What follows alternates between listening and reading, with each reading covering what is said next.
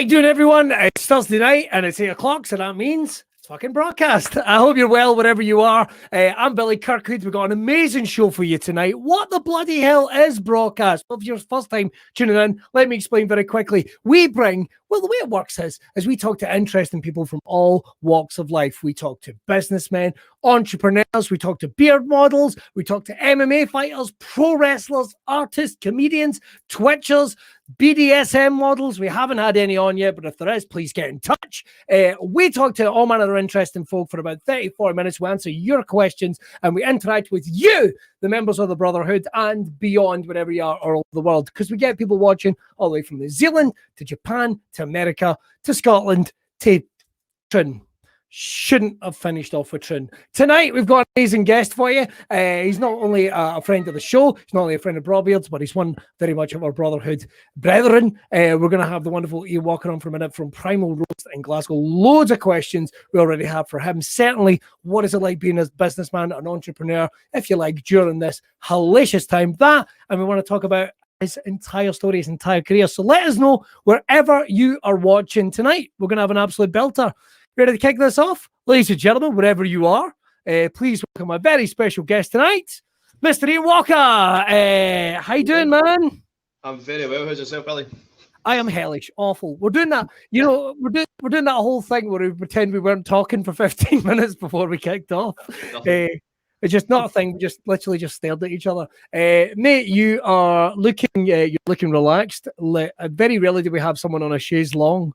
I feel like I should be painting you like one of my French girls. What's happening? It's a leather Chesterfield. I had to actually make a kind of panic run up to Primal to use the Wi-Fi here because BT ruined our internet by just not turning it on. So I'm broadcasting live from the shop presently. Oh, bloody hell. Well, first of all, fuck you, BT, wherever you are. Get that sorted. If anyone out there is driving around in one of those open reach vans or something, get our man hooked up here. That's fucking ridiculous. You're going to have Virgin guys scrambling to the flat right now to get some custom. You are, I never know how to really put when someone is the owner-operator somewhere. I probably should just say owner-operator, but always like kingpin of Primal Roast, which is right in the centre of Glasgow. It's, how would you describe it? It's not just a coffee shop. No, the whole kind of premise for the place started off, wanting to be a specialty coffee shop, but also wanted to be kind of like a little bit of a beacon. It sounds too big-headed and a bit dickish. But a haven of like healthier eating, kind of more healthy focused food, because we greasy spoons in the corner that sell rolls and snag are 10 a penny. You want to do something a little bit different, so that's what the idea was born about. And at the time as well, I was more kind of focused on my own fitness. I've been a chef all my life and wanted to open my own place, but didn't have a kind of clear cut vision. Didn't want to be a restaurant, so the whole coffee thing started just from I love a coffee, and then it kind of grew from there. Right, okay. Can I ask one second? We've just had a wee message in. Is there any chance you can turn up your volume, Iain? You're a wee bit quiet, a couple of people are saying. I don't know if that's at all possible. Let's see. Are you actually coming through that headset? Yeah, I've got the headset I'm on, actually, yeah. I think that's a wee bit better. Is that better? I'm not sure. No, it's you're dead quiet. I bounced the volume up. Give me a second. Can you give that mic a wee tap for me? I don't think you're coming through on that mic. Yeah, I should be. Hold on. Well, you know something, we will batter on while you're having a wee adjustment. I could have phrased that better. I think we all agree.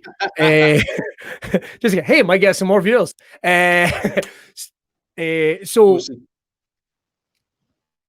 So you wanted it to be something a little different. I think that's fair to say. You didn't want it to be a greasy spoon, just a typical cafe. I hate using the phrase cafe as well because it's so much more. Primal Roast. Yeah, I mean, it kind of is a cafe because we're open for breakfast, we're open for lunch. We'd have like cake, snacky things for in between. So we kind of catered, everything beyond like actually going out for a meal. Like we were there for like office workers through the day, folk that were about at the gym, wanted to come in.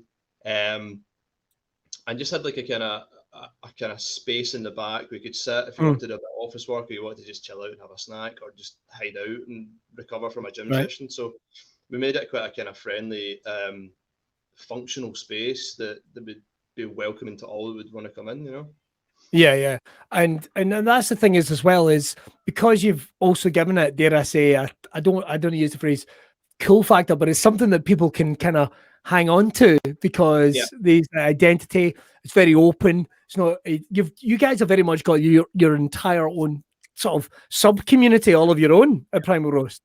Yeah, I mean, we've been here 5 years, so we managed to generate a lot of regular repeat business, especially within the local community. And we'd offered a lot of different food. We had vegan options on here. We had dairy-free options, gluten-free options, a lot of stuff that would appeal to kind of specific diets if you're running with that. But we tried not to like pigeonhole it and be, we're like 100% vegan, or we're this, that, and other. Our kind of ethos was, we're doing healthy eating stuff, but we're not going to shove it in your face. We're not going to be like that guy that's got 3 grams of protein and 15 grams of fat, 18 grams of carbohydrate. That kind of menu breakdown, that makes it, that kind of takes, eating to me is pleasurable. It should still be pleasurable. So when you start to break it down into that kind of sense, it kind of takes away from that. So we wanted it to be healthy, to be focused on healthier and better made food, but not lose that factor of just being able to enjoy it.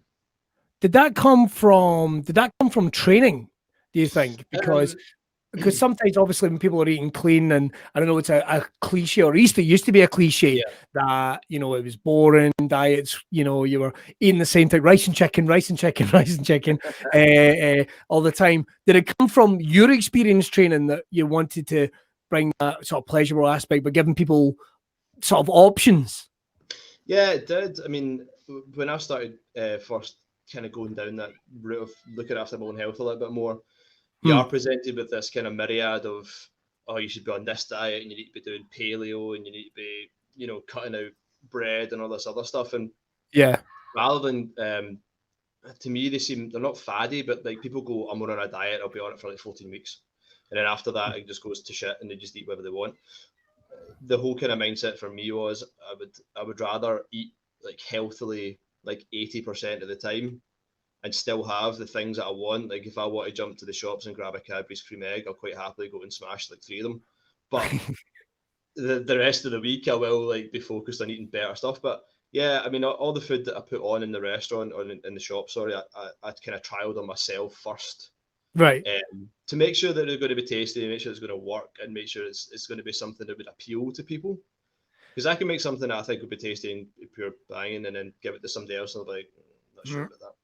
So, I had to kind of do a bit of research into that. And that was like part of the backstory about where we came to be with Primal and the entity it's become. You don't want to be Heston Blumenthal. You want happy customers. You want repeat customers coming back, particularly where you guys are, which is bang in the city centre almost, we would say. And did you find lots of people were discovering you because of, obviously, lots of people knew you were setting up the business, were following you and supporting you, but did you find lots of new people were finding the business?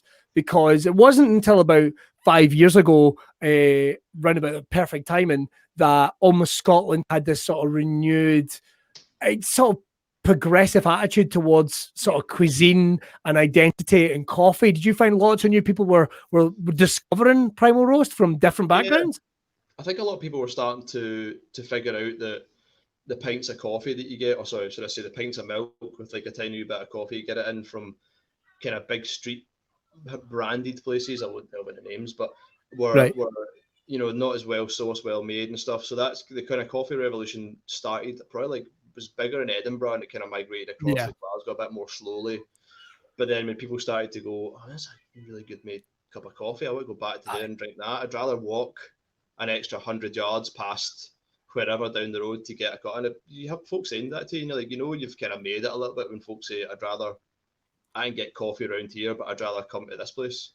I've got a customer that has actually said that to us a couple of times. His wife owns a sandwich shop close to here, and he gets free coffee there when he wants, but he purposely comes here to get a coffee to go back to there, which is kind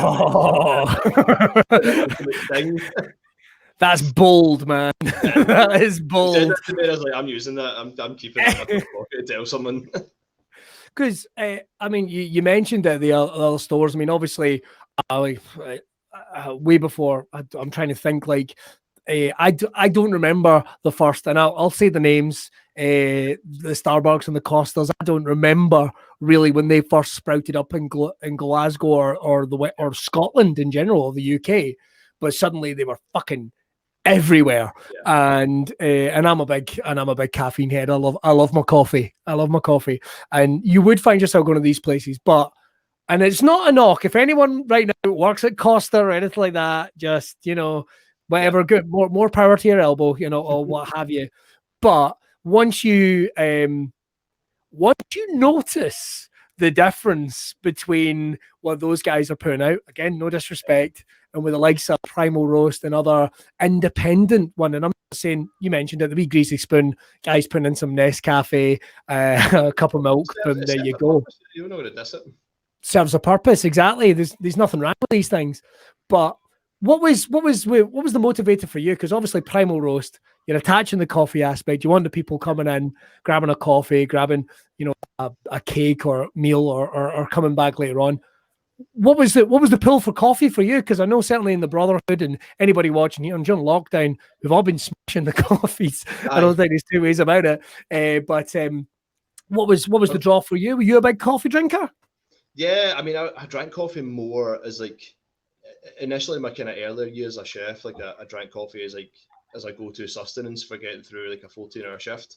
Totally. But then a little bit older, I got a little bit more. I started to understand about how to make a quality cup of coffee, what the difference between like a decent sourced bean is. And a few places opened up within Glasgow. Was Meadow Road Coffee down in Broomhill, near Broomhill area. It's one of my favorite places, and they started making just really high quality coffee, and they're using deer green beans, which is who we use as well. And I got friendly with the owner. One of the guy who was working at the time, Sean. He now runs another coffee shop within Glasgow. Wow. And that kind of sparked it. And then my friend, buddy of mine, Courtney, was working at Artisan Roast out in Gibson Street as well. Oh yeah. So again, we had this kind of like, he was like my into this like specialty coffee scene, and from there, for me, it actually became more of like a kind of a journey of self-discovery, and then ultimately starting to geek out about, I could learn a little bit more about roasting and this, and a place I worked in Glasgow decided they wanted to get a wee coffee roaster, so I had this like an actual roaster that I could just buy green beans and just dick about on and try and like teach myself how to roast coffee properly. It didn't go too well, but I started, and that's kind of again was like more of a catalyst that really made me start getting a bit more focused. And it took me a wee while to actually get Primal going, but the idea was formulating, and it was just slowly starting to kind of build, and then the momentum came off the back of that, basically. So the idea was already kind of percolating. It was just like, what way are we going with this? In terms of you messing about with the roaster, and was that the chef in you coming out, like the little experimentation? Like if I learn the insides of this, then I can exactly. I can see where we go. I can maybe do something special with it. No, I mean, coffee roasting's like, it's such an art as well, and it is like cooking, because you get, there's farms all across the world, Costa Rica, Kenya, just to name two places, and each farm has their own style of growing and their own, soil and production methods and stuff. So each cup, you could get the same bag of coffee and send it to two different roasters, and they'll roast it slightly different from one, and it could be a difference of 30 seconds roasting time between one and the other, which will change the end product drastically. And that's what I like about coffee. It's that kind of subtlety. It's like wine tasting. Some wines taste a little bit like melon, and some taste a little bit like honey. Coffee goes the same way, and it comes down to the source of the beans and how the people who are roasting it actually treat it. And that's an interesting one as well. And that's what keeps me interested in it. So yeah, how did things kick off in terms of cuisine for you? Because it all comes from your desire and interest as a chef. How did you get into that side of the business? Because I mean, was it something you did at school, or was it something that had carried through and then you went to the cookery school, or how did that side come about for you? The chefing thing. Yeah. the cookery school thing, the cooking thing was a bit of a weird one. I got a Christmas job when I was 15 at a wee deli in Shawlands called the Cookery Book. It's run by this larger than life Italian called Aurelio, and I went in there with like the intent of working at the weekends to get a bit of extra money to like buy Christmas stuff, and it kind of came from there. I'd always enjoyed cooking as a kid. I'd like watch my mum grow up watching my mum cook and watching my just kind of messing about in the kitchen with her. And when I got that job, it kind of gave me that little bump to go, do you know what, I'm going to sign up, I'm going to leave school and just go straight into college. And that's what I did. I left college when I was 16. I left school when I was 16, went straight into first year at college and spent 3.5, nearly 4 years training in Glasgow. I had a really good education in Glasgow. Worked in America for 14 months, a year out, and just disappeared across there and learned how to cook for 1,000 people a day in restaurants that were open breakfast, lunch, dinner. Oh, wow. And then when I came back, finished my college course, and then went up to my first big kitchen job was in Cameron House Hotel. Right. And the restaurant was then called the Georgian Room. This is before Martin Bishop had taken over. Right. Working in there, and that gave me like a taste for the kind of fine dining stuff that I ended up pursuing for quite a while within my kitchen career. Okay. It was a brutal eye opener into the world of 80+ hour weeks. I think how old was I? I was 20 years old when I got that job. 20, straight out of college, minimal experience, working with a head chef that was an absolute psychopath, but an extremely talented man. Yeah. He was a head chef with myself. Another boy called Brian, he was a sous. I was like the lowest rung of the ladder in that place, and there was a pastry chef. And it was one Saturday night we were working, and we'd been in since 7:30 in the morning. This was now 6 o'clock at night, gearing up for evening service starting at 7:15. The head chef grabbed me and the sous, took us out of the big fridge and shut the door. Is that right? If you two cunts don't have a good service tonight, they're both sacked. And I just like made full eye contact and then just walked out the fridge. So I'm 20 years old, standing in this walk-in fridge with the senior sous chef. I'm just like, that was it. So like, we goes out, we do our service for the night, smash it all in. It gets to like 11 o'clock when we're all shut down. Head chef just walks up to me and just shakes my hand and goes, "You're all right," and just walks out. Fuck, man. So like sitting for a 5-hour service with that weight floating above you. That was fuck. Fun. So you like two equivalents of like national service for like chefing. I mean, you went and did in America to like 1,000 people at the time, or 1,000 people. Is that like the style of Denny's or something? Or was it just like constantly open? It was, yes. It was a resort. Oh wow! It was via college, so it was like an internship program. Jesus, so that's like huge, big. That's huge, big amounts. I mean, the restaurant opened at 6 a.m. and closed at 11:30 at night, and there was like the shifts. So those teams that would come in and do the breakfast, lunch, and then you'd have a crossover. So I mean, they'd be open. I mean, you'd be doing 300 for breakfast, 400 lunch, 450, 500 at night every day through the summer. It was it was just a machine of a place to work. And then you come here and you have a chef. If you don't have a good shift, you cunts are done. And then do you know the funniest thing about it? The restaurant sat 30 folk with a 30-cover restaurant. Oh shit! It was even like a big place. Well, the boy knew how to get you motivated. I guess there's that for him. I still talk to him, so he's obviously not ruined me that much. Do you ever find yourself looking at yourself in the mirror in Primal Roast as you're about to start a shift going, "Listen, cunt, if you don't have a good shift, you're getting... Can you sack yourself? I don't know if you can." I've had that moments of that as well. You just like look at yourself as just another day, you need to do this. Because it was at Primal, it was just myself in the kitchen. Like I always had staff members out front who'd make coffee and like run food and stuff, but I made all the food myself. So just me in the kitchen. As like the one-man show, but just we'd made Primal. I've designed the menus and stuff within Primal to be that kind of self-sufficient way that I can produce it all myself and not have a massive prep list, and everything was kind of functional. It all worked and intertwined, and that's why the menu was compact. And that's why we changed it as often as we did to make sure I could keep moving with the seasons, keep it fresh and interesting, and then produce the best quality food I could with what I had. It also gives folk a reason to come back that have never been there. If it's been that one coffee and cake and good experience to get it turned around and went, oh look, he's doing a butternut trifle. I'm not much of a cuisine guy, to be honest. Don't nobody. I sort of let myself down with that wee bit, to be honest. I think do the ravioli. That's a food. So I've got 3 kids under 10. Basically, I get table scraps. That's you'll find me. You have the leftovers that they've not pawed at. The leftovers and spaghetti hoops. I spend my time just going through hedges looking for spare bags of crisps and porn. That's all I do with my time off. That's pretty much. Porn at, is it not? What's that? I usually find porn at railway sidings, or is that done? They don't do that anymore. Oh, I don't go to the railway station much, so it's a good idea. I'll head down there tomorrow. But we got to talk about. I mean, obviously, you're an.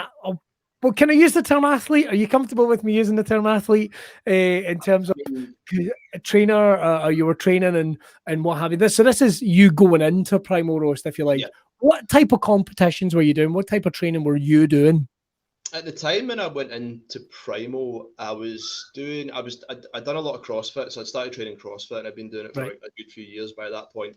Which is mud, in case anyone's ever is absolute murder if you've ever done it. I've done CrossFit a bunch of times, and holy crap. But so like I'd done that, and off the back of that, I'd picked up running in 2014. So I decided I wanted to run a half marathon, so started kind of focusing up on that, and then that just kind of led into other stuff, like the competition stuff that I'd done like CrossFit Open, a few like in-house CrossFit competitions, nothing major.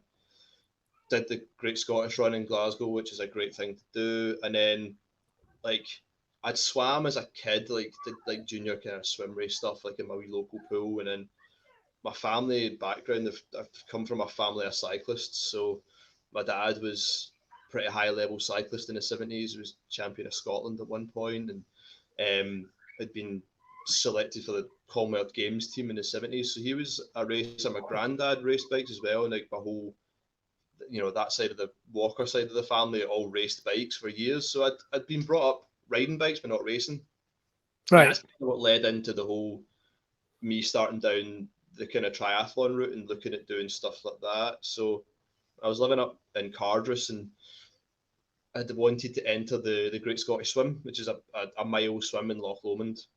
So having never swam in open water other than when you scud the Speedos on and run into the beach at Tenerife, that was like the limit of splashing about in open water. So Loch Lomond was it, and got myself a wetsuit and found a lovely group of people who swim out at Loch Lomond most Sundays. So that kind of led into that, and then I was like, well, I can run, and I've done a bit of cycling, so why don't I just combo all 3 up and see how we go? And that's what was born of that, basically. So I think it was more a kind of an urge of, that way, I don't know if you've ever had that, like, it's something you want to do, is I just want to try it once and see how it goes. Yeah. So there was a triathlon. The first one I ever did was a one called the Beastie. Right. In Balloch, down in Balloch Park. So it's a 750 metre open water swim up and down the loch at Balloch Park, an 18-kilometre bike, and then a wee 5k run all around the Balloch Country Park. So it's actually nice.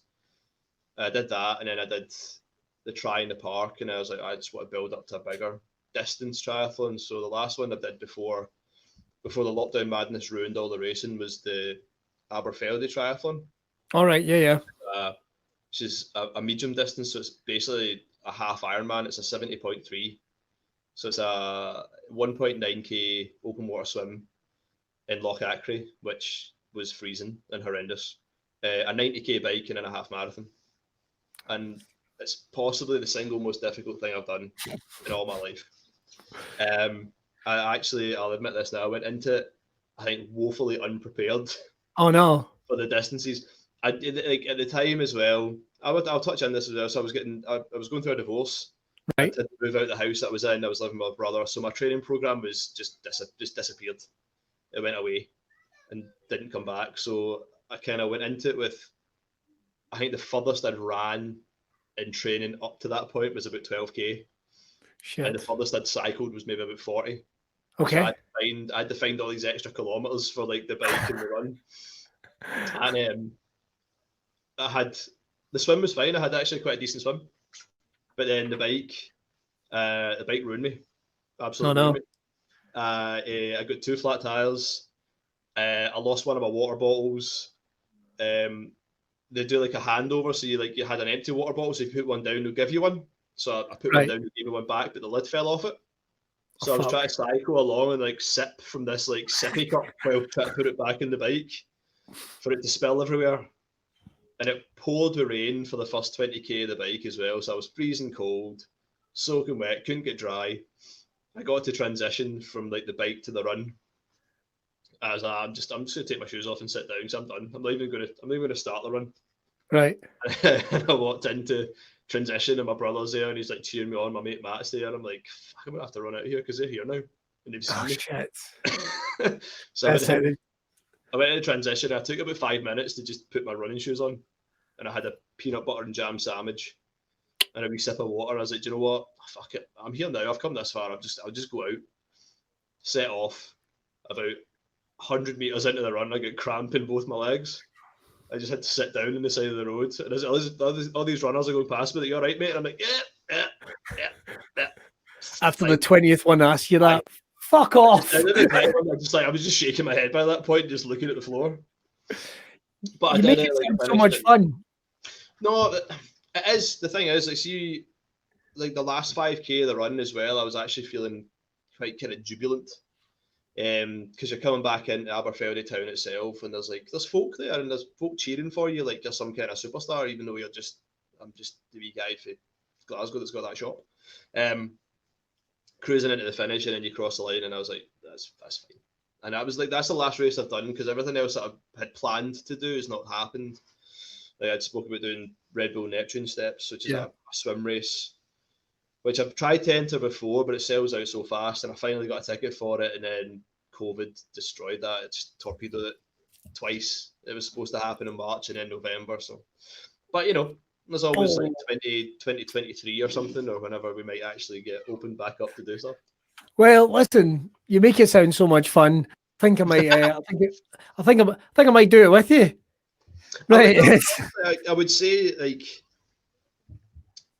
sometimes doing stuff out with your comfort zones is definitely, it seems daunting, but then when you're there, it's like, you know what, I'm actually okay with this. Yeah.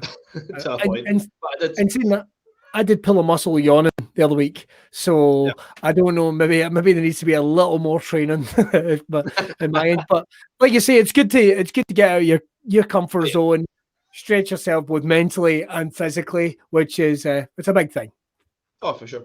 I think lockdown has done this for a lot of folk as well, because you've seen so many more folk out running, and actually like it's kind of like when we first locked down, obviously you had like your 1 hour day exercise, and people were actually like jumping on that and going, I'm going to go out for a walk, and I'm going to go to that park, and I'm going to see this. So it made people, I think, infinitely more aware of the fact that how sedentary their lives have become. Definitely. Like, if you think about this, you get up in the morning, you have your bit of toast, you go out, you sit in a train, and then you walk to the office, you're sitting in an office, and then you leave the office, you sit in a train, you go home, and you sit on the couch. Yeah. And then, you know, being forced to work from home, I think maybe change people's perspectives and what they can actually get done within that time frame. Well, that's it. You're not even doing that. You're not even doing the walk to the train station. You're not doing that hour on the gym. You're not cycling down to the station. All these that's sudden appreciation of your walk to the train station becomes even more tangible. We'll get that lockdown luggage, or you know, or COVID tits, as I like to call them. Definitely. No, it's not. I look like a melted candle with my top off, mate. You know what I mean? It's not good. It's not good. But we're at Primal Roast now. You get Primal Roast open. We had a little chat before we kicked off. Obviously, right now where we are in the tier system, you guys are closed at the moment because Glasgow is very quiet. I think it would be an underestimation right now. If anyone's, I don't know, anyone else is watching around the country, you'll know what it's like. We're in a very locked down system. But Glasgow itself, I think, is because Glasgow is so dense, almost You know, it's like all the buildings are so close together, all the offices, like there's so much close together that without people in those workplaces, the city does seem really quiet. But because you guys had been really quite progressive when we'd been in a lower restrictions, shall we say. What type of things had you done to keep business going when we were doing these initial sort of lockdown stages? So, I mean, when lockdown happened, we were closed for about 8 weeks. Mm-hmm. And I'm in a kind of fortunate position. My brother's got a coffee shop as well. So we had ideas to be able to bounce off each other to think, right, do you know what? Maybe we should just risk opening back up, even if it's takeaway only. So we had this kind of like idea of doing just like takeout only. I've got, obviously, if you've been in Billy, so you know, and anybody else that has, I've got a wee front porch area with a recessed door. So the original plan for us was we just put a table in that door, put the card machine out there, put hand sign out, just marked it very, very clearly. One person come up at a time, put markings on the pavement to distance it all out, and just went, look, we're here, we're open. We've got cake, we've got coffee, come on in, basically. So just put it out to all our followers on Facebook and on Instagram, just to see if anyone was actually about. Yeah. The first couple of days were slow, I'll be perfectly honest, because I think the whole work from home ethos was very, very, heavily enforced at that point in time. In Glasgow, as you say, was like a ghost town. The weird thing for me though, like throughout the whole of the initial lockdown, was there was cars parked on every street, but no people. It was bizarre. But yeah, slowly, within like about 3 or 4 weeks, it became the growth became organic. People started saying, "Oh, that place is opened in there. Like, jump in, grab a coffee." And we're quite fortunate that a few of the smaller offices around here were able to like space out and actually have folk in them. Right. Like bigger offices were obviously just like that, we're shut and that's it. Yeah. And the big one that we had, which is actually quite cool, was we were right next door to obviously King Tut's. They're obviously owned by DF Concerts, so they were basically in because they were damage control and all the concerts that were cancelled and all that other stuff. So, they were in a lot, and it's actually been quite helpful and useful to have them kind of stopping by. But that's what we did initially, and then we just kind of coasted it out to we're actually able to open just a small percentage of the seating area. I mean, I think I was able to have about 9 people in the front of the shop maximum. I never actually, I maybe once or twice totally filled it, but anything that we were doing to be able to stay open was better than just sitting about twiddling your thumbs. And as an owner, you feel obviously like you're tied, intrinsically tied to your business, and you want to see it do well. So I would much have preferred to be here trying to do something rather than just sitting at home wondering about the what if of what if I go in and try and do this. Did you feel it was important to get the wheels turning, because there was so many businesses that just thought, we'll wait it out, and some of those businesses didn't even come back for that brief period? Was it important for you to sort of get the wheels turning to sort of see what we're looking at and start making those plans? Absolutely, it was really important, because if you're not there for the customers, they'll just go somewhere else. And as much as there are a million other options in Glasgow, we were quite fortunate where we're positioned. There's not a lot around us really in terms of kind of coffee shops and otherwise, and we were one of the few that were actually back open quite early. So we picked up some new customers as well. We picked up the few people that were still commuting in, and we got like a good bunch of regulars that were coming in for maybe like a couple of rounds of coffee per day, which is good. So it's been kind of nice to have that, and actually it's been it makes you feel kind of a wee bit warm and fuzzy inside. So you've got regulars coming back in going, "That's nice to see you back open again." Yeah. That's kind of a nice thing to have. But yeah, definitely. And the reason we've kind of closed at the moment as well is a little bit of a kind of moral issue.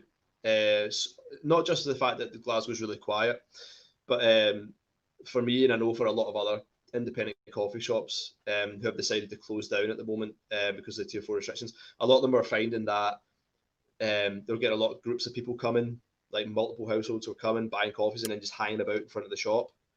Of course. Now, the last thing you want to be seen to be doing is encouraging groups of people to hang about at the moment, because Definitely. the last they want is a visit from the environmental health, COVID officers, and go, "Why are these people here?" And as much as you can say to them, don't be hanging about, human nature will be just hang about. They might think they're going to hang about for 30 seconds, but that 30 seconds hangs into 5 minutes, and then that's all it takes, isn't it? A lot of other coffee shops that I know had closed for that kind of issue, because they didn't want to be part of the problem. As much as they want to see their business being open and being successful, and now and still selling, still making money. Yeah. You don't want to be labelled as the guy that, you know, caused an outbreak because you had a group of 5 adults hanging about outside your shop, or you know, something to that effect. So, you know, that's part of the reason behind it, as well as the fact that nobody's here. As we will inevitably see these infection rates come down and everything else come down, we'll be able to get back to business in some respect, hopefully sooner rather than later. Fingers crossed. That's It's going to just, we'll come back to some sort of sense of normality, or even just a fraction of what was before would be nice, you know. Definitely, because one of the things is I noticed, certainly with likes of even Instagram, I noticed you and your brother's place are both very active on Instagram and what have you. Obviously, the sort of explosion of, I don't like using the phrase food culture on Instagram, particularly in Scotland. It's huge right now. I mean, I don't think it's ever been bigger. If some places, if they were allowed to open the doors, I think they would have the swathes of people, you know, just coming through the doors. And I feel like your likes of your place is great for that, because you're always putting up new ideas and kind of communicating with that community on Instagram. Do you think that has been a big proponent of the success you guys have had, you know, over the last couple of years? I think so, yeah. I think Instagram's given you like that nice visual platform to use. People eat with their eyes. It's a phrase that you hear all the time in catering, and it's so true. If you put something out that's, you know, visually appealing, people are going to go, I might actually take that little detour and go down and check this place out. So yeah, having that that as a marketing tool and as a strategy to like pull people in has been great, and we've been able to do that through lockdown as well. I've been quite fortunate having Jackie, who runs a company called Full Circle Bakes. She was using my kitchen to help grow her business, and kind of working together a little bit in that regard. And you know, she was able to say, oh, here's 6 cookies, we'll just take a picture of them, get them up on the story, and then just like, that's it, I've got 6 only. So if you want one, you need to get down before the first person comes in and buys all 6, because it will happen. All right. And that was good. I gave people that little bit, I'm in the office, I can maybe just like duke out or two and drop down. So yeah, saw those nice cookies. Yeah, they're good. they're ridiculous, but in a very good way. In a very good way. Yeah, for sure. But that was nice to be able to just go, I can just put this up, and probably within an hour they'll be sold. Less than that. That's crazy. Well, one thing we've got to talk about before we let you get on, getting back to your girlfriend's place, is that right? Yep. Where well, let's not call her lockdown girlfriend. Let's call her girlfriend. Let's call her girlfriend. Girlfriend. The circumstance was lockdown, but it's been bliss. That's like, apart from the business stress, our lockdown's been actually pretty sound, to be fair. Redecorated the living room, got some nice furniture. I'm all happy. I've got really good at Red Dead Redemption. That's what I've done. I've been delving back into Destiny 2, which is consuming my life at the moment. That and of all things, Luigi's Mansion 3, and I cannot beat that fucking ghost with the piano. He's going down. I swear to God, man. Swear to God, you're meant to soak up a ball and throw it in his piano, and then you're meant to slam the piano, and then the fucking ghost comes out with the glasses on, and you can't get him. There's nothing more sort of humbling as a man when you're going like, I'm getting beat by a fucking game for a kid. Like, this is kicking my ass. You know, I can do Red Dead Redemption. I can murder the incest family, but can I kill that fucking ghost? A spoiler for you: there's a brother and sister that are at it. Right, just in case anybody's wondering what I'm talking about. I do live in Ayrshire. We say the word incest sometimes, and somebody thinks you're talking about a member of the family. We've got to talk about your history with Braw Beard first, finally, I think, because you are one of the first ever winners at the Braw Beard Championships quite some time back now. When you started putting that stupendous fleece upon your jaw, I don't think it's ever been described as that. John, if you're watching, write that down. Jaw fleece. How was that something you set out to do? Or was it just a community you were wanting to plug into and just have some fun? Do you know, it was just one of those things. Like, I'd always, this sounds so shit. Working as a chef, you always kind of have to be clean shaven, and I got a job working in Glasgow, and my head chef was a bit more kind of lenient. He's like, you know, if you want to grow a bit of stubble, grow a bit of stubble, and then a bit of stubble turned into some, as I use another John phrase, some skiff and rubble, and then turned into the beard that you see now. And the kind of idea to enter the competition, I've been using Braw products for a while. My brother had used them before, and he got me into them, and yeah, when I obviously started following the brand and stuff, got to know John a little bit, and when he decided to do the competition, I was like, I've never been in a beard competition, never done it, never thought I would place anywhere with it, because I didn't think that the ability to grow a beard was going to be a thing that would be, you know, a factor in my life that I could tap into. So it was, the first competition was awesome fun, and it was like, I was there for the community and the people that are part of the kind of the Brawtherhood as well, more than anything else, because we touched on this earlier, we started seeing like people sharing stuff on Facebook, and then that kind of community side of things came about, and then we got to meet them face to face. You just have like an actual chat and get to know some folk, and then I love the kind of the movement that it's become now. Is this like this thing in Scotland? You have the Brawtherhood of, I don't know how many members there are now, 600 plus or something. I think it might even be more than that now. Yeah, it might even be more than that. Using products and just, you know, enjoying what it is. So yeah, the competition was great fun, and you know, I went back a second year. I've been back a third year as well. So was hoping to go back again a fourth year, but was not to be this year. So last year even, but or this year. So yeah, we'll definitely be back in. I don't know. The thing is, as well, I'll stick to the same category because I've not got the patience to grow it longer. Right, so, I was going to say, so you're coming back for your title. You're coming back for under 4-inch styled. So there you go. You know, the worst thing is, I know for a fact there's going to be people watching going, motherfucker, like, because you know there's going to be some people out there going, I'm going to have to start working on this now. I have to brush it for months, you know. That's the thing, like I shaved my beard off like middle of lockdown because it just got it was like an abandoned crow's nest on my face. It had gone too far, as I need to trim this back to grassroots and regrow it. So this is the kind of the infill that's happened in the interim. So it's in fact, do we still have I wonder if we have the graphic, which is you trimming your beard. Let me see if we could just half. Yeah. I wonder if I can pull that up. Instagram somewhere. But I've not got it to hand. Oh, hang on. Here we go. No, I don't have it to hand. Oh, because I'm trying to put it as a video clip. You fucking moron, Kirkwood. I think we've got to just see. Oh, here we go. It'll take us a little second to join in. But listen. Oh, here we go. Here you are. Boom. Look at that. I know. It's weird. You know, someone messaged me today. My cousin actually brought like a load of Braw stuff, and he messaged me. He's like, "Why is your face in my Braw stuff?" So obviously, like, that's a flyer that comes out to your other stuff. He's like, I opened it up and pulled out, and there's your face. I was like, "What's my cousin's face on this?" So I'd like messaged me. He's like, "That's funny. I just ordered some chocolate almond beard butter, and your face is falling out." There you go. Can I just say as well something I've noticed? Guy with a scraggly beard, he's got a little bit of a belly, right? He's having a hard time. Beard all coiffed, Braw Beard. Look at that, slim, athletic. It's the Braw shirts. They're very shaping. They're like spikes. Which I'll level with you is part of the reason why I've not had mine on much, because I level with you. I need to get this shit sorted out.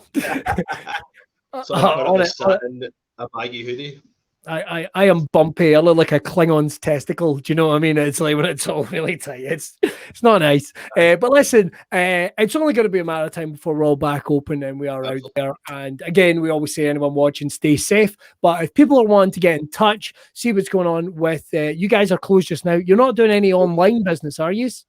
No, I mean, we'd considered doing some sort of like delivering service, but I just didn't think there was going to be scope for it with all the other platforms that are already there and established. Yeah. So, because it was something we hadn't done before, I was too slow off the mark with that. But also, you know, you're not going to pay for a coffee to get delivered to your house. But, you know, I mean, we did some coffee delivery stuff initially, like sending out bags and stuff, and that worked very well for us. But, yeah. we'll see. We might delve back into that. Who knows? But if people want to get in touch, check out, where's the best place to get in touch with everything that's going on at Primal Roast?